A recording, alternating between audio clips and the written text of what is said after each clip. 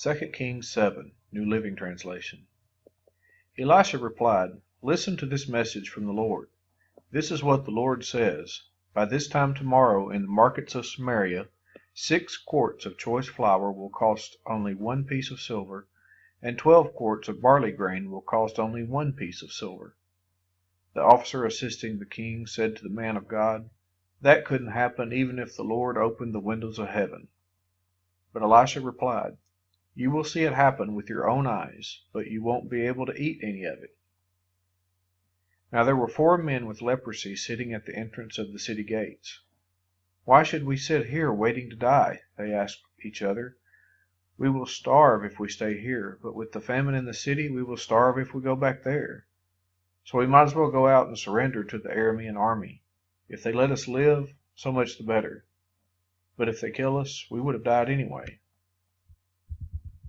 So at twilight they set out for the camp of the Arameans. But when they came to the edge of the camp, no one was there, for the Lord had caused the Aramean army to hear the clatter of speeding chariots and the galloping of horses and the sounds of a great army approaching. "The king of Israel has hired the Hittites and Egyptians to attack us," they cried to one another. So they panicked and ran into the night, abandoning their tents, horses, donkeys, and everything else as they fled for their lives. When the men with leprosy arrived at the edge of the camp, they went into one tent after another, eating and drinking wine, and they carried off silver and gold and clothing and hid it. Finally they said to each other, "This is not right. This is a day of good news, and we aren't sharing it with anyone. If we wait until morning, some calamity will certainly fall upon us. Come on, let's go back and tell the people at the palace." So they went back to the city and told the gatekeepers what had happened. "We went out to the Aramean camp," they said, "and no one was there. The horses and donkeys were tethered and the tents were all in order, but there wasn't a single person around."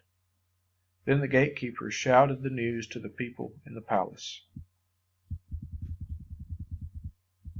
The king got out of bed in the middle of the night and told his officers, "I know what happened.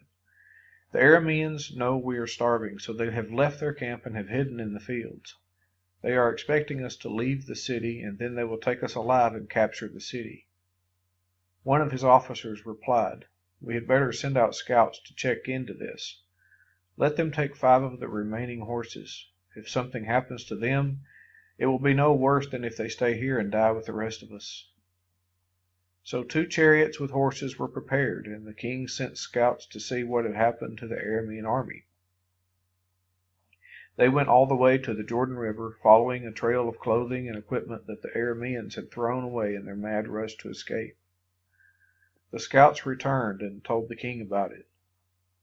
Then the people of Samaria rushed out and plundered the Aramean camp.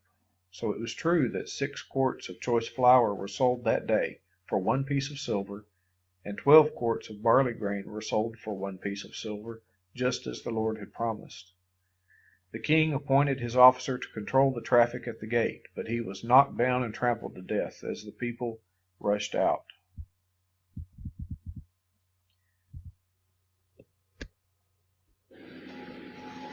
So everything happened exactly as the man of God had predicted when the king came to his house.